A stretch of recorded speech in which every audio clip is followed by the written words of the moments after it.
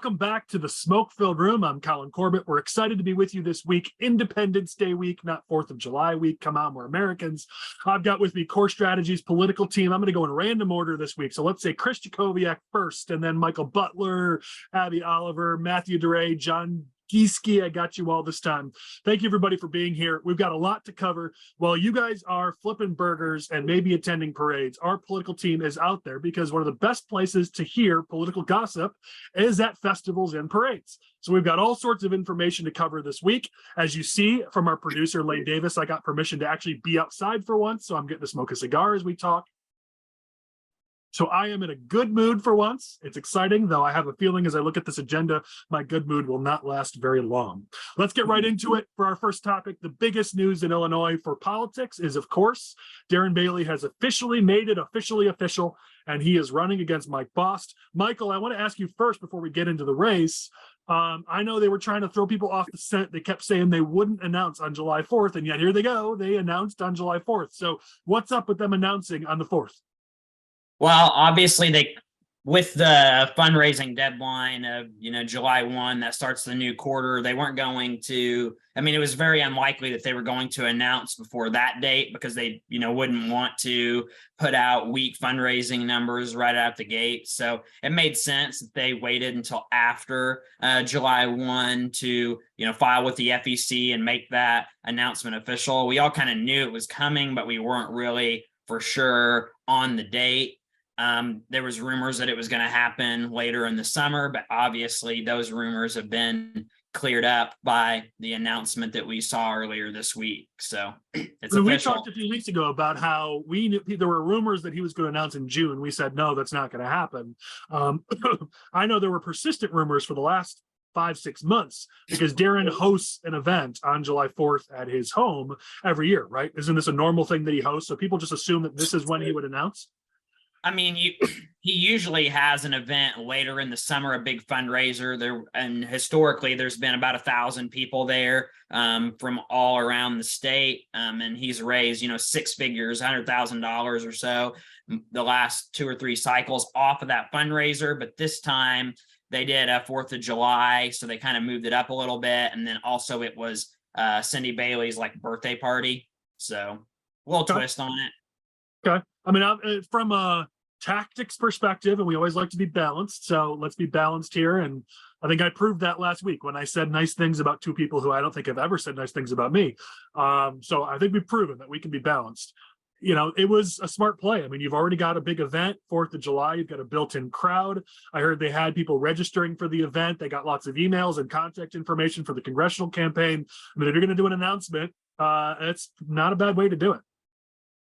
I would say, yeah, fair, accurate, good point. But on the flip side of that, I know that some people kind of felt like it was a little bit of a bait and switch because, they started early June promoting this as, celebrate 4th of July. We're going to have burgers and hot dogs. It's Cindy's birthday. And people would ask, oh, is this your announcement? And it's no, it's not. No, it's not. So all of these people, signed up expecting one thing, and then they got there and it was something else. So that's that's pretty common in politics, right? As long as you don't bait and switch too hard, you can get away with it. I'm sure there's a few hurt feelings, but the payoff, I'm sure, for the Bailey campaign is not the worst. All right, let's talk about that announcement. I know we've all seen the announcement video. We won't play it here and give him free advertising on our podcast, but maybe we'll put the link in comments or something. People want to go watch it for themselves. They announced with a video. They announced with an event. I know everyone has comments on the video. So what are you guys' thoughts on that? Let's start there. Who's so excited to jump in? They're going to say it before everybody else. The video wasn't very good. It was really mad. I think good campaigns, when you launch, you want to have, a compelling story to tell in your video, and kind of lay out the theme and message for your campaign. And I don't think his video did that well. It was kind of hitting on, woke and President Trump, but I didn't think it was compelling. I didn't think it was very interesting. I just think it was a poorly done launch video. And just a lot of the camera angles were weird of him talking to this group. I think the Bailey camp has a better story to tell than the one that they're laying out right now. And I just think they kind of missed with their video. Yeah, Yeah, regardless of how you feel about his politics, he does have a little bit of charisma. I think we've all kind of seen that when he gets up to speak, he kind of has that almost that preacher mentality when he's speaking to a group. And that was just totally lost in this video. And I think if you're challenging a popular incumbent like Mike Bost, you need to have something that engages people. And this video just did not do it for me. And I just don't think it's going to do it for other people. Yeah, I would concur with John and Oliver's points here. You concur? Are you Leonardo DiCaprio? Do you concur, sir? Do you concur? Yeah, sure, Colin. That's a Anywho, Catch Me If You Can reference. Come on, we're hip on the pop I culture. only saw the references. musical, not the Oh, come movie. on. It's a class. You gotta Boo. watch it, man. It's a great movie. Tom Hanks. Anyways, carry on. I thought the musical was pretty good. I saw it at Oswego High School. They do great shows. Go there, watch their musicals. Anywho, I would agree with Oliver and John's points on this. I thought the first quarter to a third of the video was okay. And once you got to the part where he's communicating with the other people in the video, the audio isn't synced up properly. And it just reads like something somebody wrote 5 minutes before the video was shot with not a lot of time. And they didn't put a lot of thought in this. Like, we're just going to bash the woke agenda and Biden. We're going to talk up President Trump because we need his endorsement or else we're not going to win this race.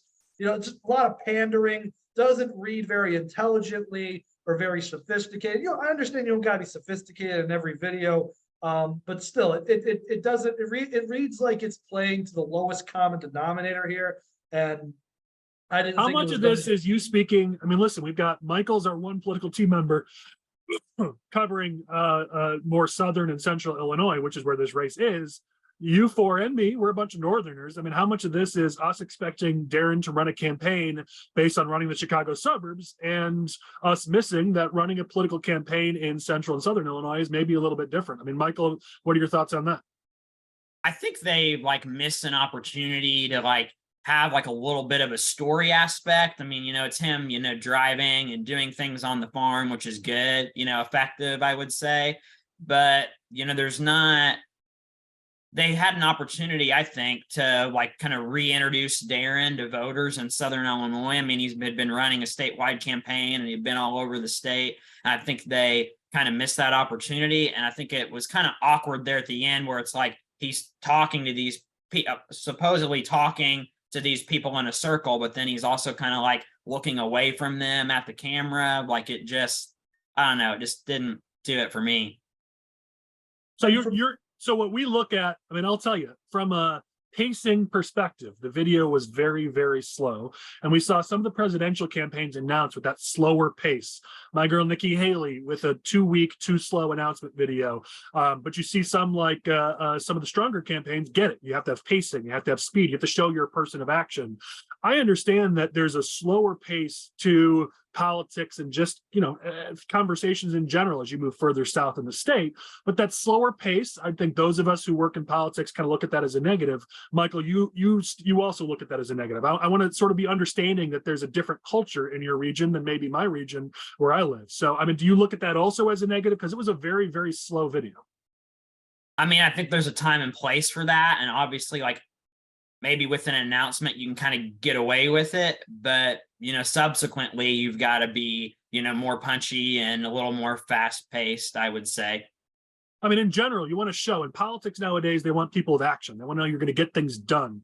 If you look at the core strategies sample of videos on our website, you'll see a lot of videos where people are walking, moving, taking action, doing things, because that's the image you want to give to voters, that you're doing something. They did a little bit of that with Darren with being in the car, but we did videos for some of our clients this last election in cars, and it was fast cuts, just sort of meandering down the road and drinking a coffee and reading the Bible. I get the visuals, I understand it, but it was the slow pacing that was very snoozy. And to me, the impression I got was Darren is bored because he's got nothing to do, so he's going to run for Congress. I mean, that's sort of the story. If you're watching the video and you're not really paying attention to it, which not a lot of people listen to the audio, the story that video told me was that Darren's life is slow right now because he's not in office. He's bored, so he's going to go run for office. That's the visual story that it told, not Darren gets things done. Darren is a leader for us. Darren is, a man of action. That's not the impression I got from the visuals, from the feel, from the music. Clearly it was intentional, but I don't know that necessarily plays in a congressional race. Oh, and Collin, I think that especially they in a race, also, especially in a race where he has a primary.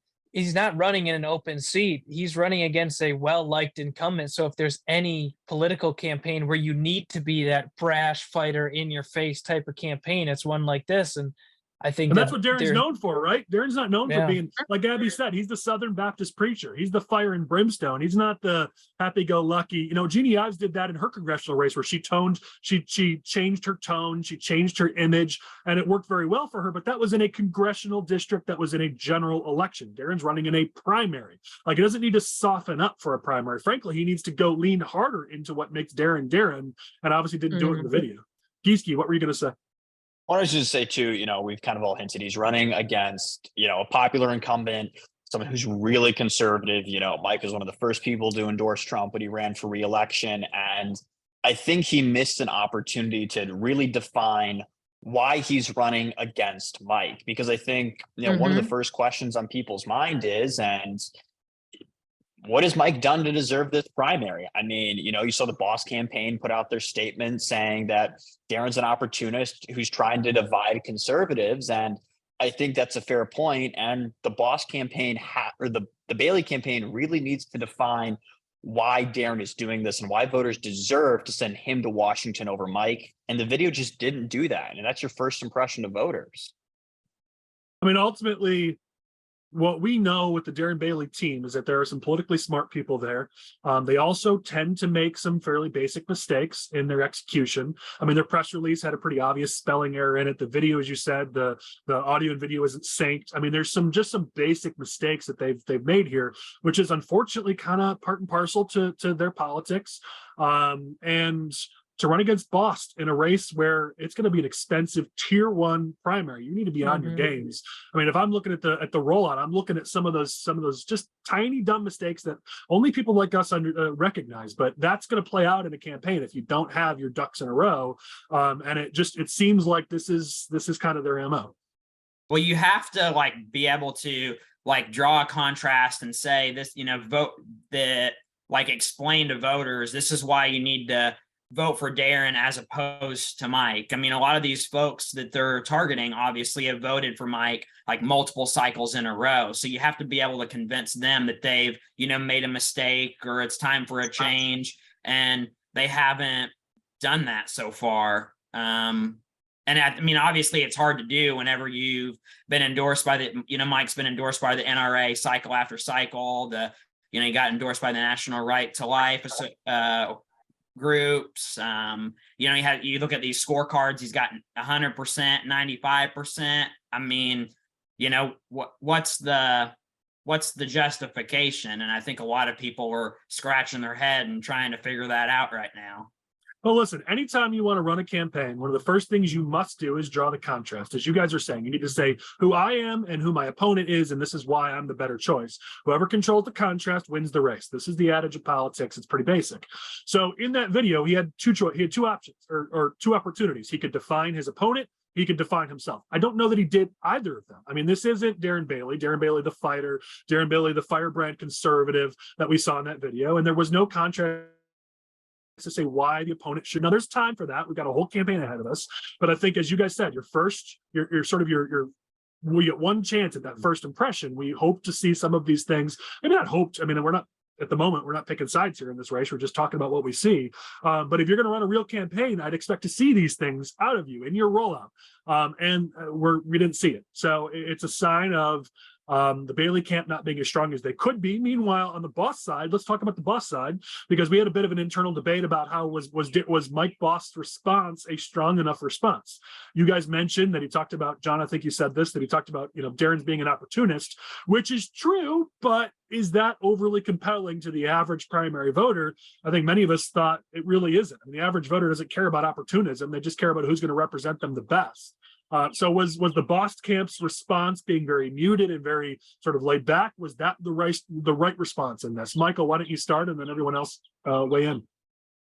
Well, I think he made really two key points. One is that it's a distraction from what we need to be focused on. Like, obviously there are other, there are other congressional districts, there are countywide offices, state rep, state senate, there are places where we have work to do still, and we need to flip, and that takes time and money and resources. Obviously this primary in their mind and in the minds of a lot of people is unnecessary, and it's going to be a distraction from some of the things that we really need to be focused on. And then also there is the fact that, Darren's run for, this is his fourth office that he's ran for in 6 years, state rep, state senate, governor, and now Congress. Obviously somewhere Jim Oberweis is jealous.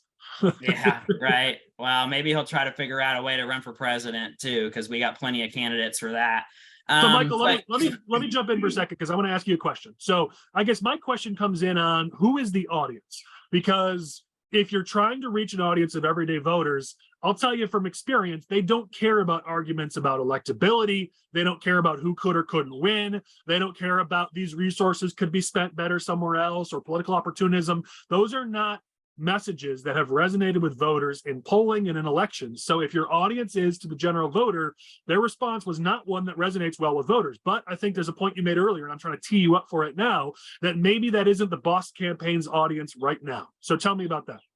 I don't think that is like that audience comes into play later. Right now, the audience is more like activists, precinct committeemen, county chairmen, other elected officials. Those are the people that are paying attention and thinking about this.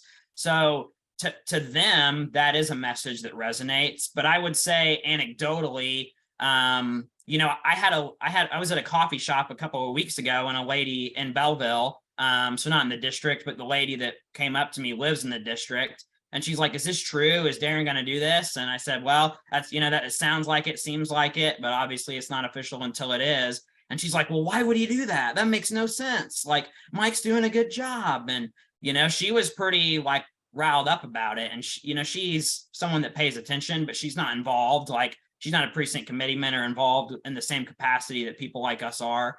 So I do think that there is even a subset of the, general voting public, Republican primary voters, that's going to resonate with.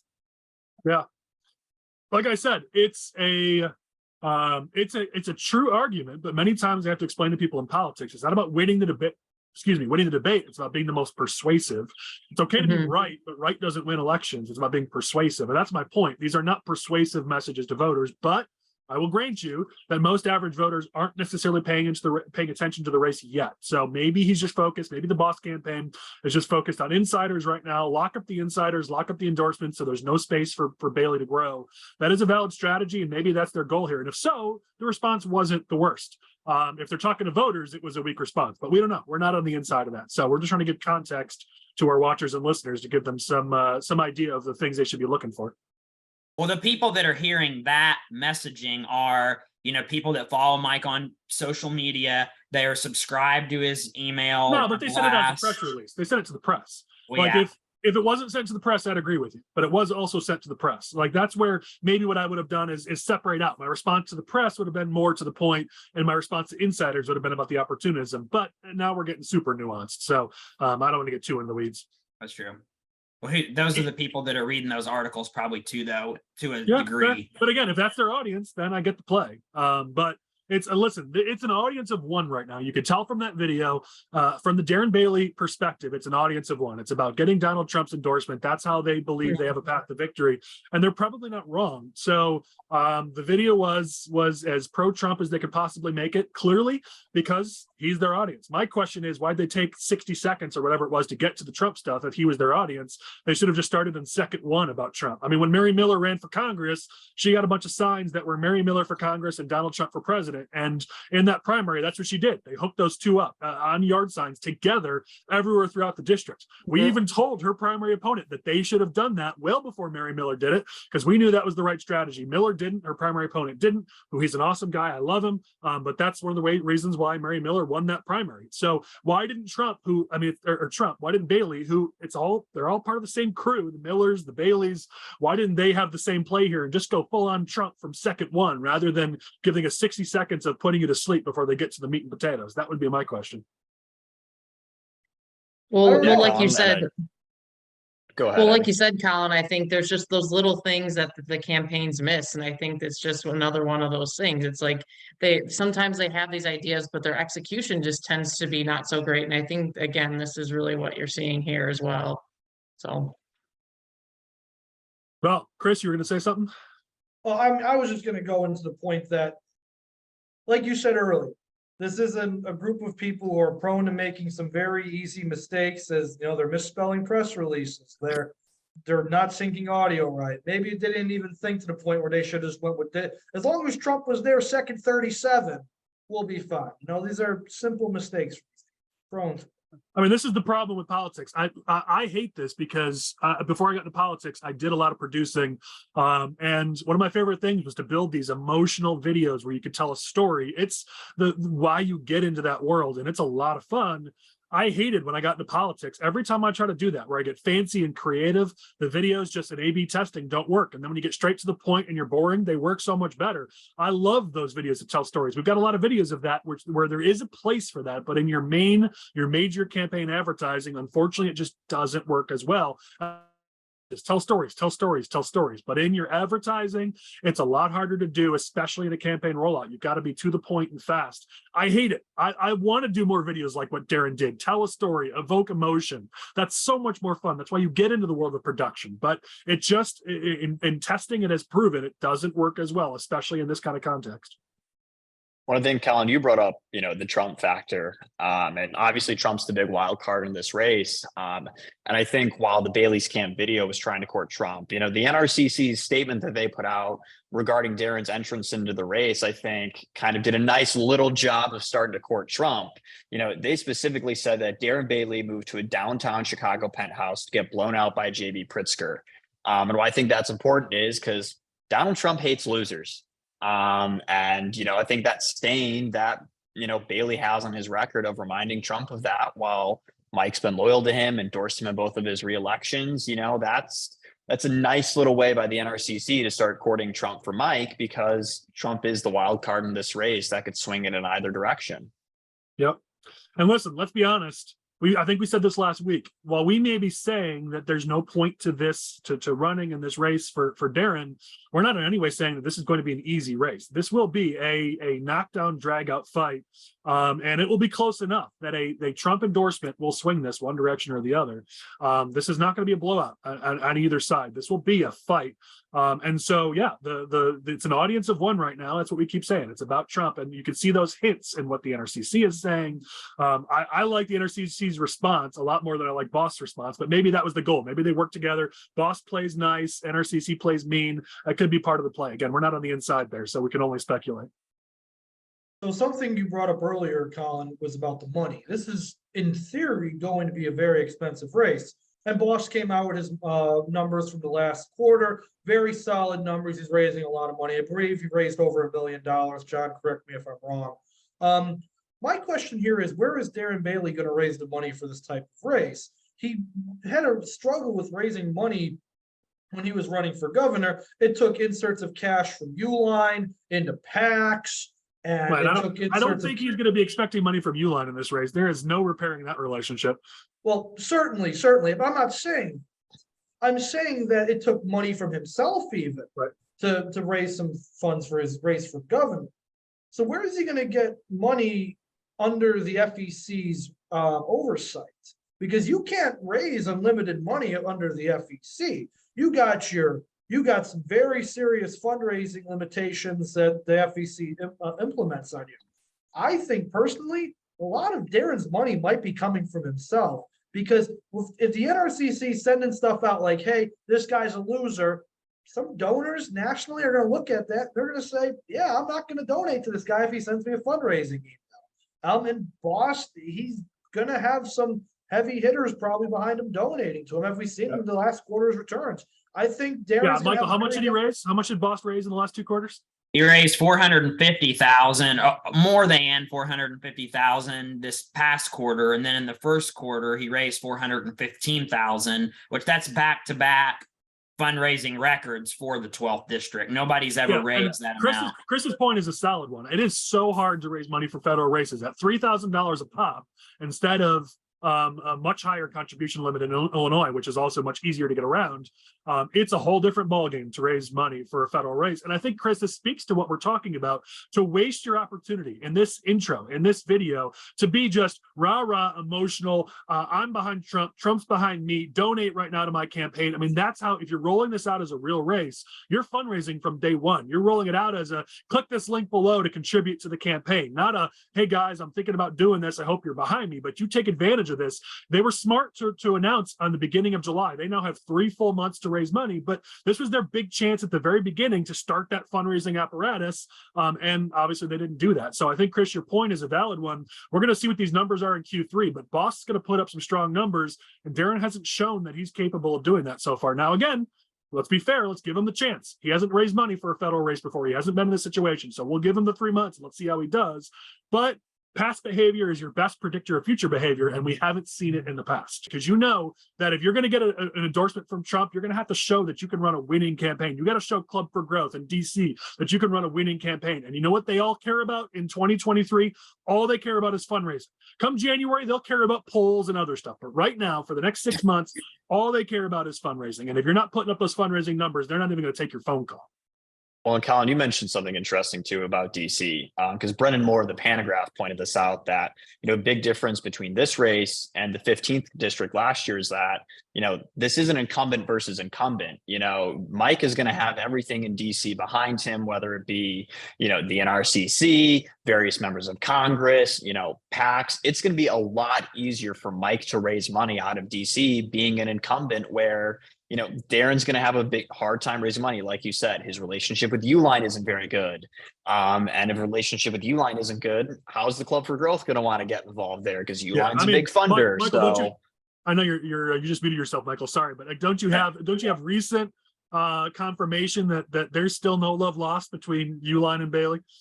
Yeah, that's what I'm hearing. That bridge has been burned, and it's probably not going to be rebuilt. I mean, and then also you've got, Americans for Prosperity and veteran or Concerned Veterans for America. They're having an event here in the district tonight with Congressman Bost. So, they're kind of showing their hand there on, where they're going to fall in this race, because obviously they're aware of, the situation and how it's developed. Yeah. Which that's a big deal too. Obviously, AFP, how they go, you often see a lot of those conservative groups in DC go. I mean, Club for Growth will often go their own way. Some of those other groups might go their own way, but it is definitely an indicator. You're not wrong on that. Well, let's close this topic with one final thing. Lane's going to add this image in post, but we've got an image of Darren Bailey's biggest fan in Chris Jacobiak wearing his Darren Bailey for Governor T-shirt. So, Chris, I just want to know, how much are you donating to the Darren Bailey campaign as one of his biggest fans? Listen, I stole that shirt from the Homer Republican office, and it was the first shirt I grabbed out of my closet. Don't look at me thinking I'm Darren Bailey's biggest fan. All I know is on Wednesday, when we had our team meeting, I got so many text messages from our team members saying Chris is wearing a Darren Bailey T-shirt. So we're showing it here to our audience just to embarrass Chris. I'll take credit for that. I got that screenshot. Don't worry. I already have a Boss for Congress shirt, and it's gonna be in your hands soon. Thank you. Thank you. I can fill my collection. Can Chris and Butler do like one of those like fight night photos with like the t-shirts with the two different t-shirts? Yeah. Well, we're giving you a little insight into court. John, if you want, you can give some more insight into court. So every week when our team gets together for our team meetings, usually on Mondays, but we were nice enough to let our team take a day for the holiday. So our team meeting was on Wednesday. We elect a clown of the week, and I think you guys all chose somebody pretty emphatically this week, didn't you, John?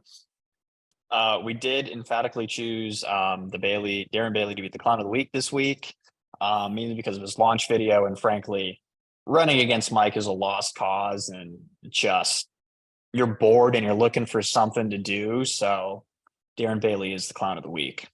Yeah, we don't always share it. We have clowns of the month, and then we have clown of the election, which we have like a March Madness style bracket. We have some fun with it. Maybe in the future we'll share more of that, but it'll probably get us in more trouble. But hey, controversy gets more clicks, right? Look at us getting full on millennial with this thing. All right. Any other thoughts on Bailey versus Bost before we move to the rest of our surprisingly long agenda? We exhaust the topic. All right. I'm sure we'll be talking about it more. I know we've got more news we'll be sharing next week on it. So Michael, I saw you unmute yourself. You good on this topic? I know this is your region. We good? All right. Yeah, Let's I'll move do on to other topics. We have some other Illinois campaign updates. Some of these might be shorter. Some of these might be longer. John, I know Bill Foster in the 11th. He announced that he was running for re-election this week. We also found out not that long ago he was getting a primary opponent. Tell us more about the 11th congressional district. Yeah, so Bill Foster launched his re-election campaign. But the more interesting story is the fact that he's getting a primary opponent out of a man named Qasim Rashid. And what's really interesting about him is that he's not from Illinois. Well, he claims to be from Illinois. He ran for Congress in Virginia in 2020, where he lost, and he ran for state Senate in Virginia, where he also lost. So now he's moving back to, run for Congress in Illinois, where he claims to have lived in the area longer than Bill Foster. But Foster's gonna have a pretty easy time with this primary. It sounds like, this guy's a carpetbagger. He moved here from Virginia. But at the same time, Foster got primaried in 2020 by state senator now Rachel Ventura, and that one was a lot more competitive. So, you never know what's going to happen in these Democratic primaries with somebody running to people's left, the way the Democratic Party is nowadays. So we've seen those people like AOC winning, Cori Bush. You never know what's going to happen, but hopefully Foster has to spend a lot of money to drain his resources before come the general. We've seen it in Illinois. We've seen some of the semi-moderate Democrats, even like in the city, get knocked out by more progressive Democrats in those primaries. Z and a few others I know got knocked out just in this last round of elections, who were really well liked in their communities, and they got outflanked on the left. Foster doesn't play it more towards the middle. He definitely plays it more progressive. So I don't know that there's a ton of space on his left, but like you said, John, we've seen crazier things. Anybody else have thoughts on the primary in the 11th district on the Democratic side? No, John brings up a good point. I remember the 2020 Democratic primaries very well. And I do remember the Rachel Ventura, Bill Foster primary. He was running scared there for a while. Like he was really running on the ropes there. And Rachel Ventura, is she nuts? Yes, she is nuts. But she's also a very good campaigner. Is this Rashid guy going to be a good campaigner? I don't know. I don't expect to see any close. I don't think this is Rachel Ventura. Rachel Ventura, at least was a county board member at the time, and she had some experience running in elections in the area. This guy, I think he's just going to get blown out by like 40 points and we're going to call it a day. But it's going to make Foster spend a little and raise a little bit of money at the same time. Well, I know the 11th is a district we've looked at. It's definitely a district that is, it's in play-ish. As in play as races get in Illinois at this point. But one of the things we've seen in the numbers in that 11th district is you always have to look at the Trump factor in Illinois politics, especially in the suburbs. And when you look at the Trump factor, the 11th district has the largest Trump factor, meaning that if you remove the Trump, the people who vote Democrat against Republicans because of Trump, the 11th moves the most in favor of Republicans and actually becomes in play if you remove that factor. So when you play this out into 2024, if Trump is not the nominee, the 11th suddenly becomes a lot more in play than it looks right now on paper. So I know we've got some candidates who have looked at this race. I think one is announced. I know others are looking at it. So the 11th looks like it could be a semi-hot race, maybe even a hot race as we move into 2024. I think the funniest part about this launch for me is that Qasim's campaign put Foster's general consultant on his email list with an embargo for the 5th. And then Foster's GC leaked the announcement, a couple of days before the embargo was lifted. So rookie move from their camp there.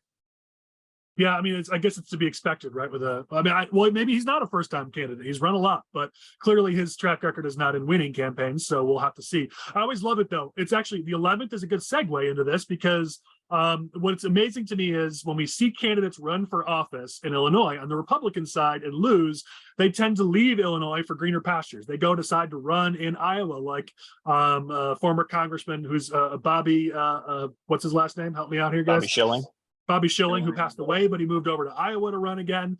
We just saw our buddy from McHenry County Blog alerted us to this, John Lopez, that Catalina Lauf has announced that she's moving out of Illinois because she wants to run for office in a redder state since she can't win in a blue state, and she ran against Foster last time around. So it's always funny to me that in Illinois, Republican candidates who lose move to other states to run, but because we're so blue, now we see Democratic candidates in places like Virginia move here to run. So it's an interesting sort of yin and yang of how red candidates leave Illinois, blue candidates come to Illinois. Maybe they should just consider that they're not very good candidates and that it's not the state that's the problem. Probably what they should do. I mean, it's probably a lesson that Love should have learned in her campaign. I mean, there's only so much you can be that Instagram famous candidate before you realize you actually have to go and get votes to win elections. She won that primary, but obviously did very poorly in the general, and the numbers don't look super great in that general election for her. But now she's going to go find a redder state to run in.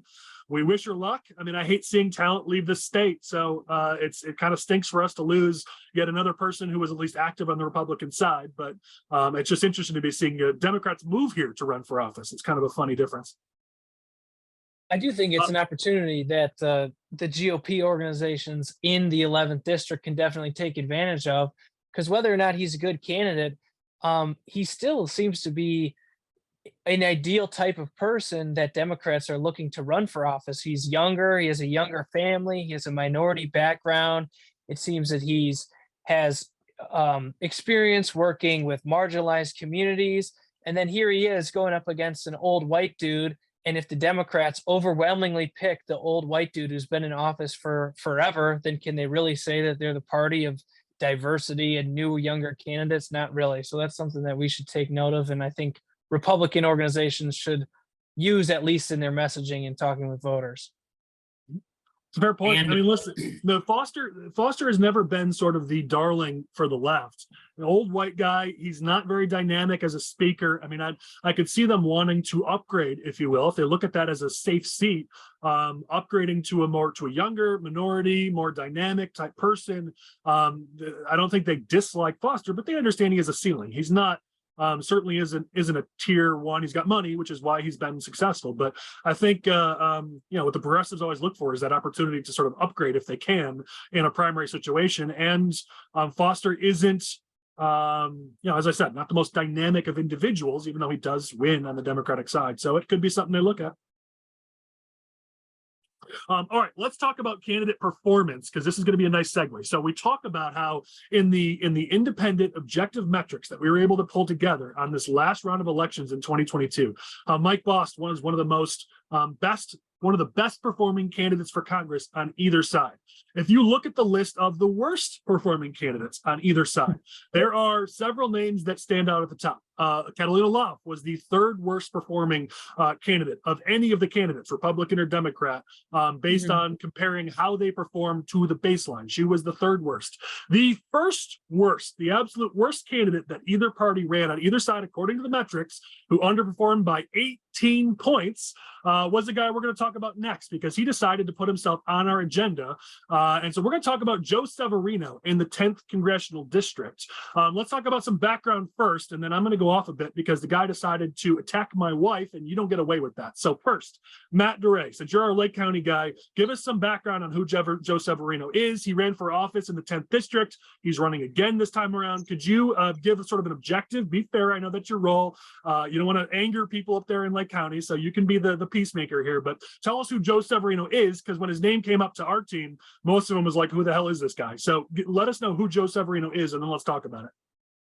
Yeah, so back in 2020, we had a Republican candidate who was running, and all of a sudden this random guy comes out of nowhere and he decides he's running as an independent and tries to stir the pot and say that our Republican candidate is a rhino, whatever. Fast forward 2 years, he says he's running again. This is 2022. And at first, everyone likes the guy. He seems like he has a pretty interesting resume. He's likable, has a nice family. And like any politician, starts making a lot of big promises. He's going to raise millions of dollars. He's fought bullies his whole life, and now he's going to fight them in Congress, whatever. We've heard the whole spiel before. But when it comes to actually campaigning, as we've talked about a lot, is you can tell a lot by a person of whether they're going to do the things that they say they can do, or if they're just blowing smoke. And sadly, he was one of those candidates who just didn't perform well. He didn't go out and meet as many voters as he probably should have. He didn't raise the money that he said he was going to. And instead of what everyone else did when they lost, was said, you know what, we tried our hardest. We're going to keep fighting for the same values. He said, no, you know what? It's not my fault. It's actually everyone else's fault and not mine. And people had a pretty bad taste in their mouth because of that. And when he decided he was going to announce that he's going to run again in 2022, a lot of people said, oh, great, here we go again. So there are some people who have been just to clarify, strong. 2024 that he's running again in. But go ahead. Yes, sorry, super strong supporters of him. I knew people who were fans of his, gave him so much money, were at every one of his events, and now they're saying, you know what, I love this guy and I don't know what's happening because he's tearing our party apart and he's shooting upward and downward and sideways in every single way except at the Democrats, which is who he should be going after. So and to give clarity on that point, he has been actively for months attacking the Republican Party, making up stories, starting rumors about individuals within the party. I mean, he has made it his life's goal. He's even said that to attack the Republican Party. So I mean, just to give sort of some context to the point you're making. Yeah, and it's just sad to see, because how are we going to get more people involved and how are we going to win elections and get good candidates across the finish line if every time they walk into a room, there's someone beating them over the head that says they're on the same side? So we'll see how this primary plays out. We hope that it can be a clean primary in the 10th congressional district. But as we know, the Republican Party and its certain clowns always have a way of screwing things up. So.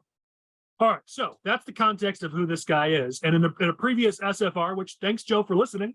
We appreciate the stats for you listening. We must have made some comment about how he's not an overly strong candidate. By the way, that's backed up by the data. I mean, he was the worst performing candidate by far of any Republican or Democrat in 2022. I'm looking at the data right now. It's right there. So I'm not making this up. I'm not purposely attacking the guy. It's just facts are facts. If we're going to win as a Republican Party, we got to have candidates who can perform, and he didn't perform. That's the facts. He decided he didn't like that, so he started to multiple times call our office. Well, what he may or may not know is that my wife answers the phone for Core Strategies, and he got my wife on the phone and proceeded to yell at her and attack her and then make threats against her, against me, against the company. He was trying to get our client list so he could go after us to our clients, which obviously we're not stupid enough to give to him.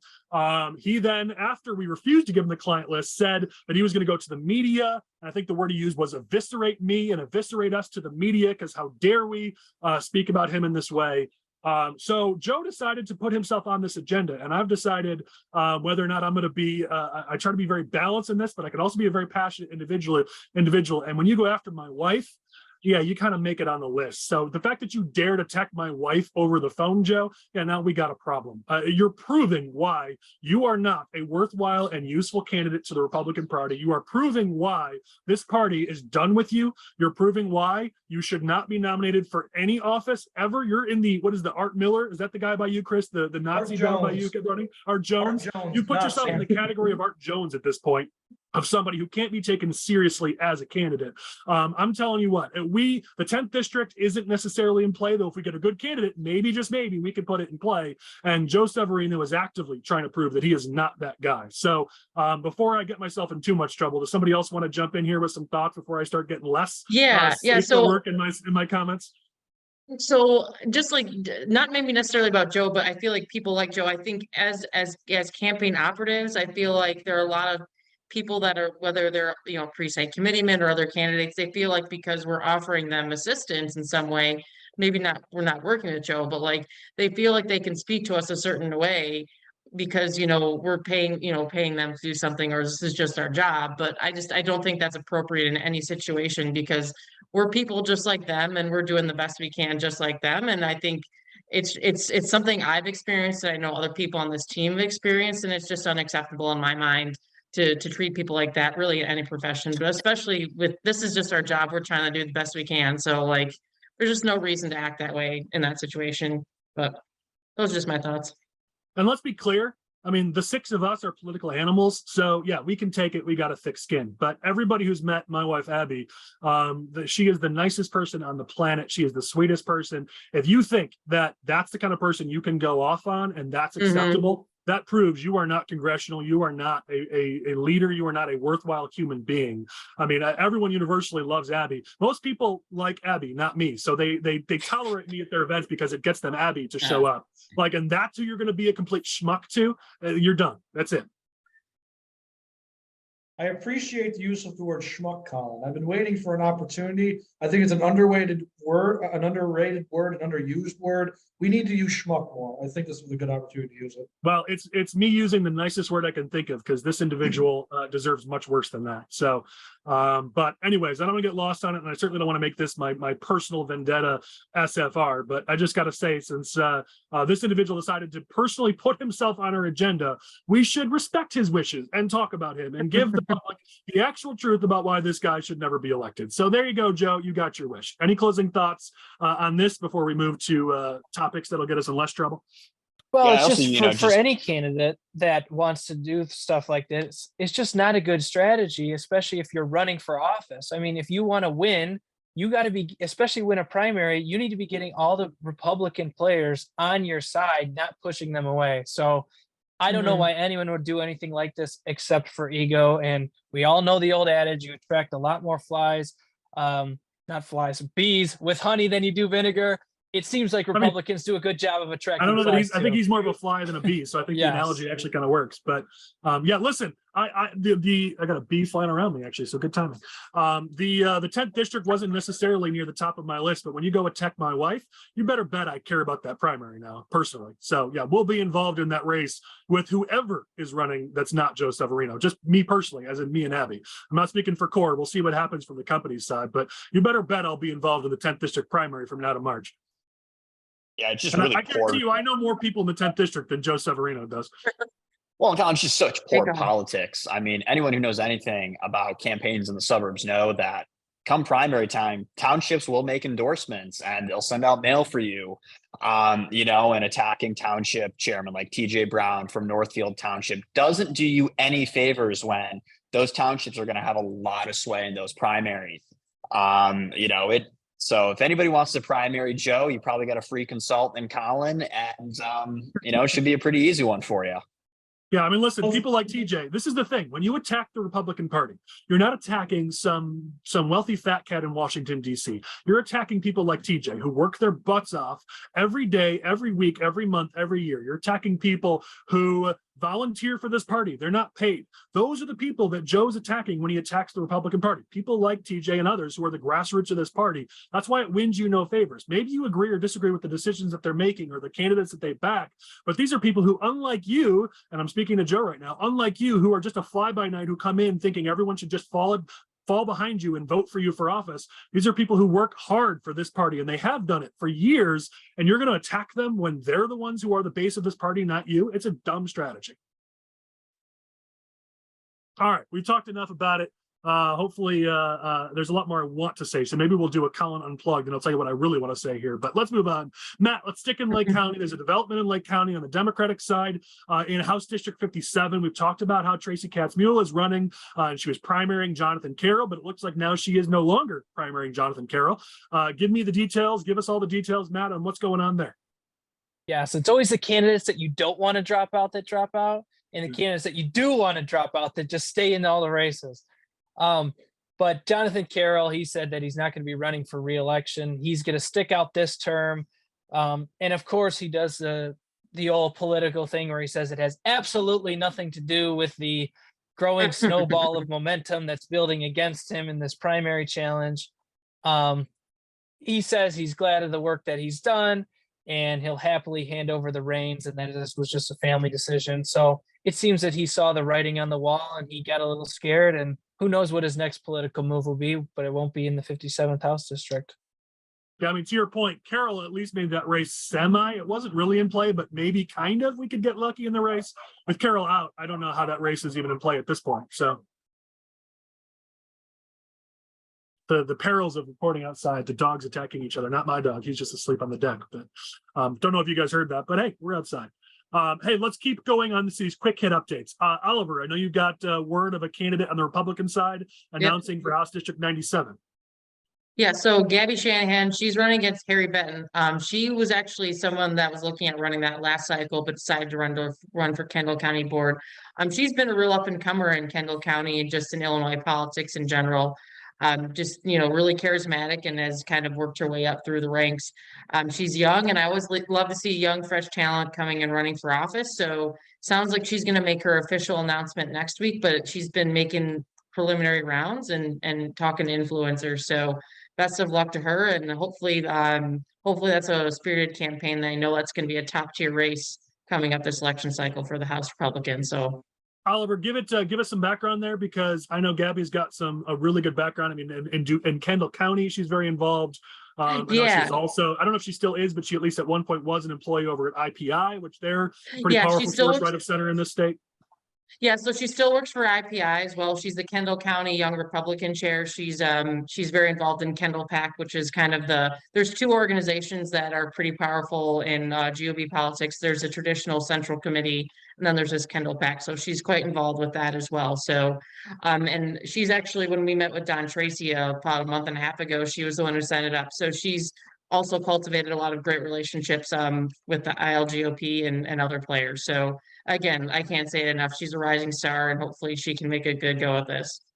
Chris, I want to get your thoughts, because obviously you know that district pretty well. You know the Democratic incumbent, at least politically, and that's a district where on paper it's in play for Republicans. I mean, when I look at these numbers, it's. I mean, I know previous candidates have come within a few points of winning that district.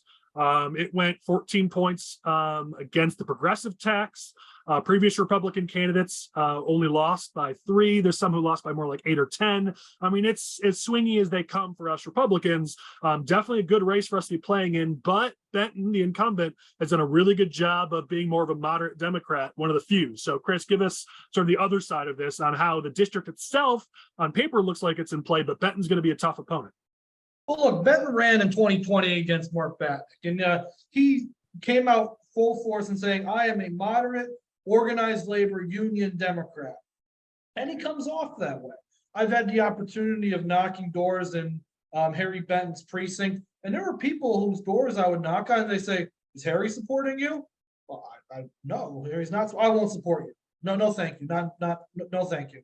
And the people who like Harry, they really like Harry. Now, it's been a few 6 months since he's gotten sworn in. Has things changed down in Springfield? I don't know. Some people come into Springfield on a cloud of glory, and you'll think they'll never beat them. But then comes the day where something happens and you might be able to beat them. So you always got to keep playing. The numbers are there. This could be an interesting race. Harry has said he's a moderate, and people think he's a moderate. But does his voting record show that? I don't know. Something would have to look at, I think. Yeah, I mean, he's a strong candidate. He's great for that district. Our best hope is that the Democrats, the progressives, run somebody against him in the primary and force him to go further left. Because if they do that, this race is definitely in play.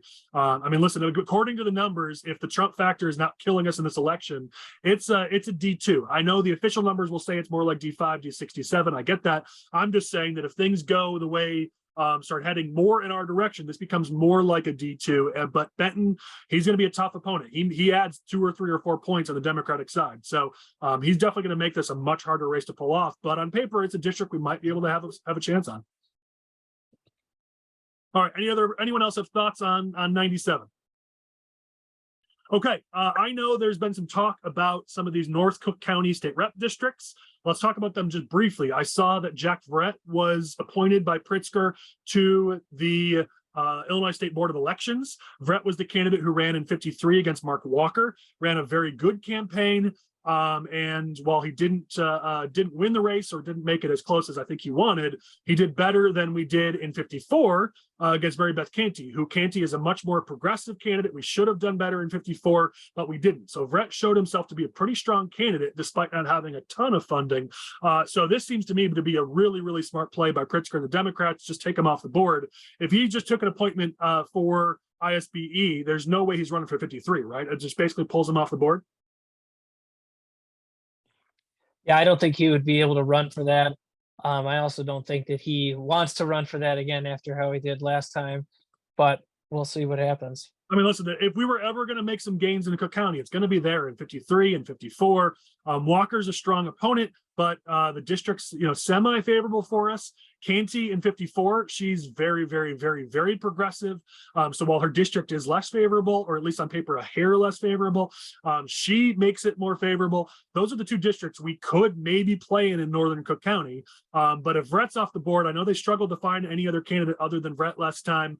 He was their top choice. There weren't any other really choices. So 53 suddenly now looks like less of a pickup opportunity for Republicans. 54, I know there's some rumors out there that Hunter might run again. She's great on paper. She's really likable. I know my wife and I have met her. We love her as a person, but as a candidate, she didn't do too well. She underperformed in that race. So it makes it so that 53 and 54 just got a little further away from us on the Republican side.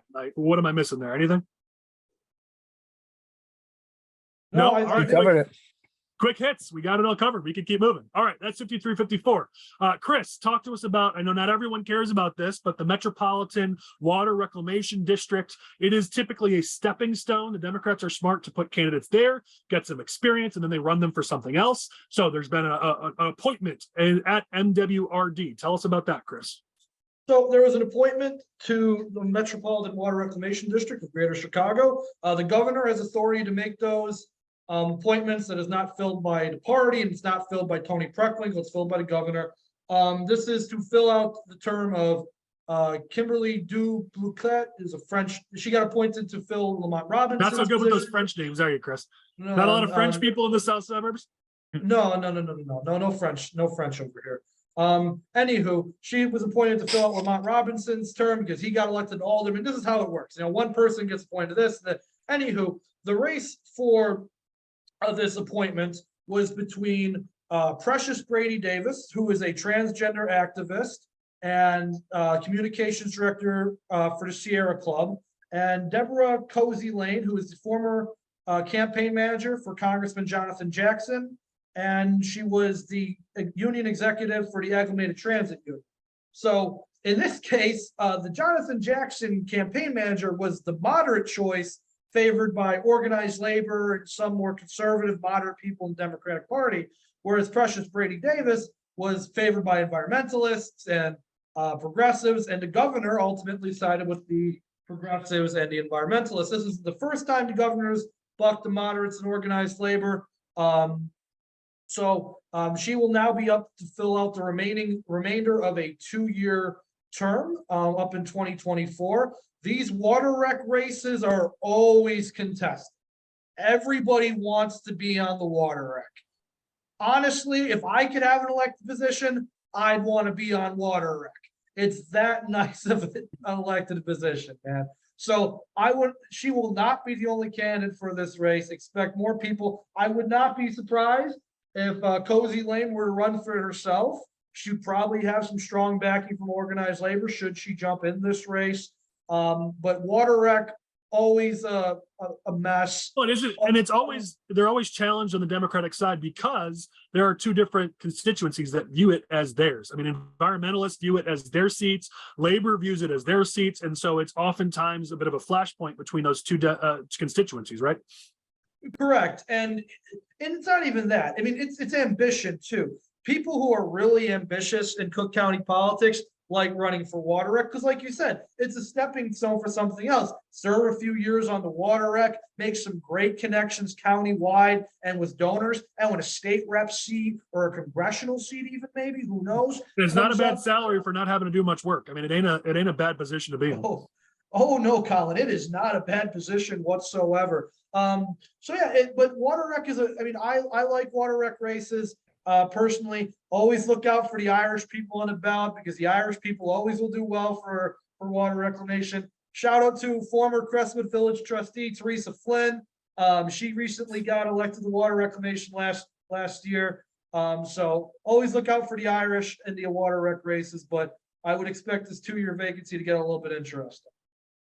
Yeah, well, I thought Chris brought up. Who else would you trust knowing about water? But I mean, the Irish coming from an island surrounded by water, we know water. So put us on the water rec district. No, but Collin, Chris brought up a really good point about how the governor had to buck labor in this instance. The governors had some, and the progressives had their battle over this healthcare thing for undocumented immigrants. So, the appointment of the choice of the progressives, environmentalist, probably buys him a little bit of goodwill back, within the Latino community and, the more progressive community. So it was a smart political move for the governor. Well, and she's the individual he appointed. She is politically, she checks a lot of boxes that are beneficial for progressives. She's a Black woman. She's trans. They're going to be the first. What is it, Chris? The first Black trans woman to serve in Cook County, right? The first trans person to serve in any capacity except like city council. There's like one trans city council. So there's a lot. You're getting a lot of sort of plaudits, if you will, from the left if you make this appointment, but you do sort of spurn your more moderate, your union base. The question is, sometimes the unions are cool with that. They get 99% of what they want. They can live with that lack of that 1%. And sometimes they wake up in a cranky mood and they're not happy they didn't get that 1%. So the question is, will they be unhappy that they didn't get the seat? We're going to find out. I mean, Democrats are already slating candidates in Cook County. That process has already started in Cook County. So we'll see over the coming months if this becomes a big fight. Yeah, and to add one thing to John's point, I don't think this satisfies the Latinos at all. If you want to satisfy the Latinos, you would have put a Latino on the board. But because this was filling the vacancy of a Black woman, it had to be a Black woman serving it. And this goes into something that the Democratic Party is trying to do more and more. Recently, in relation to the Democratic National Convention coming to Chicago, the Democratic Party of Illinois released criteria that they wanted to meet for delegates. They had to have such and such many trans, such and such many people with disabilities, such and such many Asians, other peoples of color. So this is all about box ticking at this point.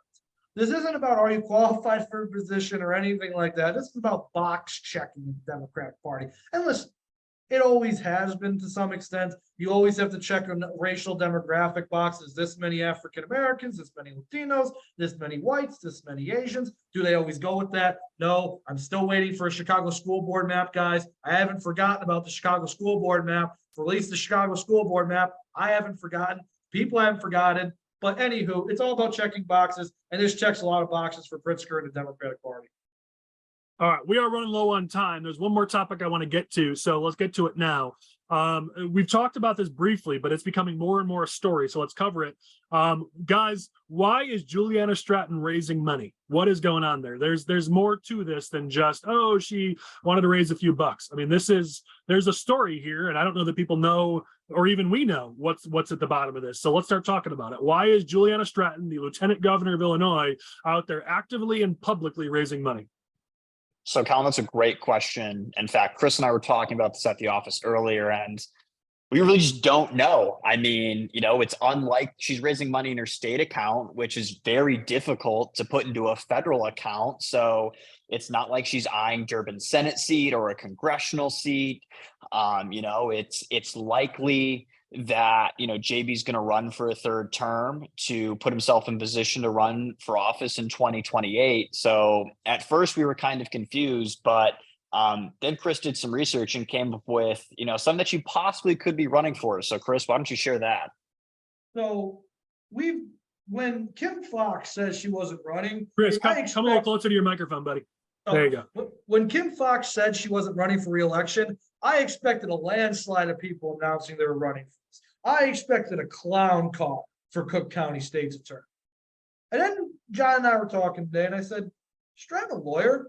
Looked it up. She is. She got her law degree from DePaul. I'm thinking maybe she wants to be Cook County State's attorney. Because one of the things you have to understand here is we're talking about racial box checking. Running another Black woman would probably be very difficult after Kim Foxx. That's just being honest from a political perspective. It has nothing to do with race. It's just from a political perspective, that would be very difficult running for state's attorney post Kim Foxx. But who's a Black woman who would probably clear a primary path? The Lieutenant Governor of the state. But if So you're thinking about a path ahead, I mean, lieutenant governors struggle because they're not often in the news. They're not very public.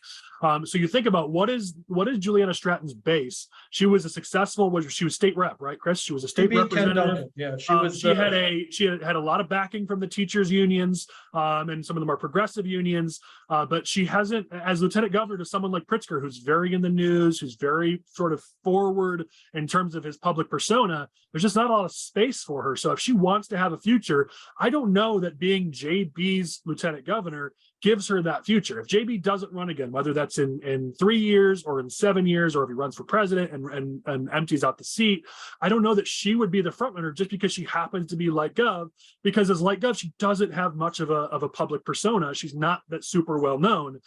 So to run for an office that's county-wide in the biggest county of the state, that could be a really good stepping stone for her. So I hadn't thought of this, but honestly, Chris, you may be onto something. We'll find out in the coming weeks and months, but that really would be a smart play for her.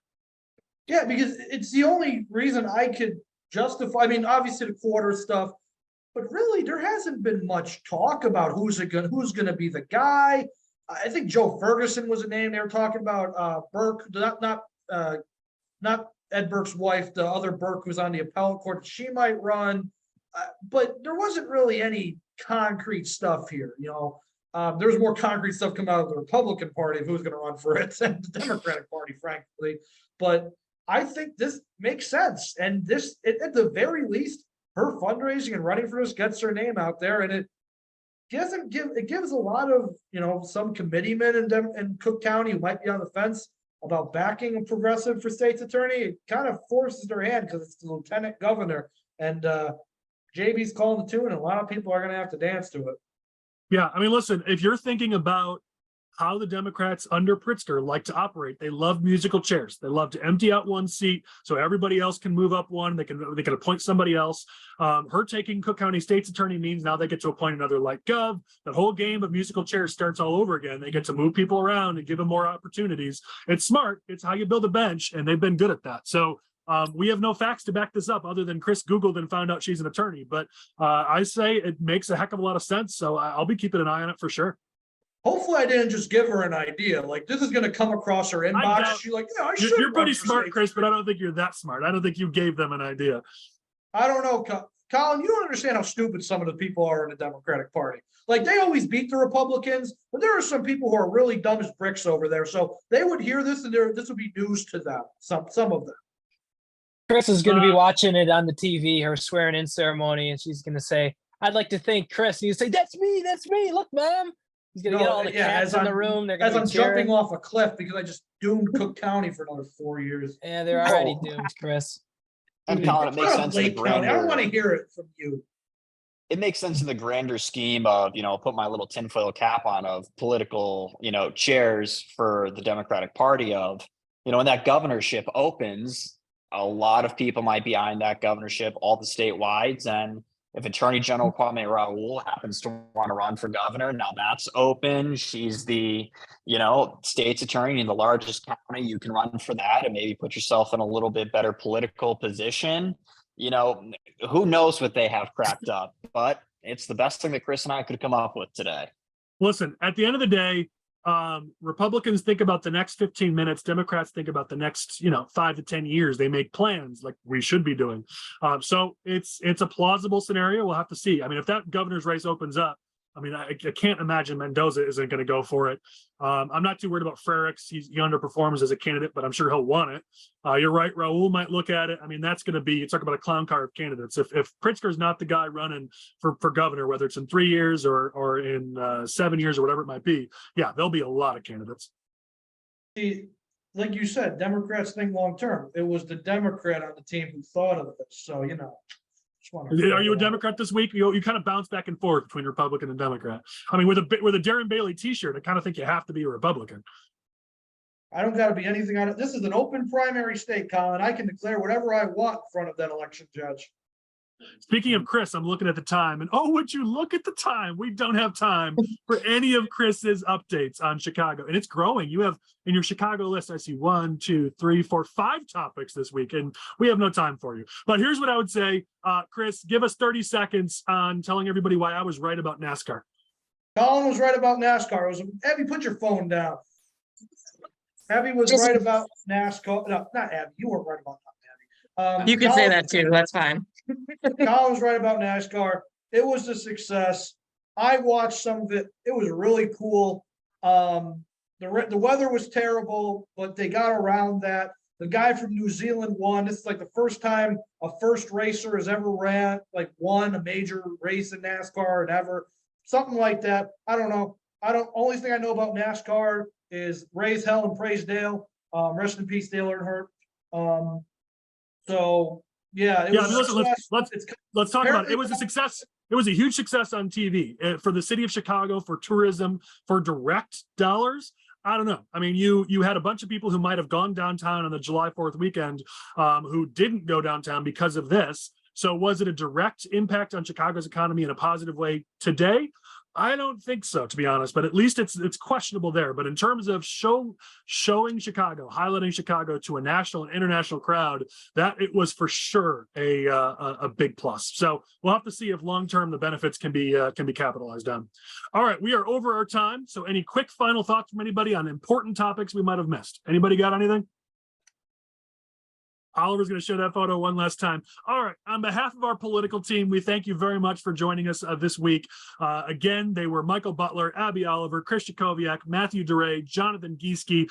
Thank you to our producer, Lane Davis. Thanks to everybody who's been watching and listening. Please continue to send us your tips. I'm looking forward to our fan mail from some of the people we ranted on this week. I'm Collin Corbett. Thanks again. Like and subscribe, and we'll catch you next week.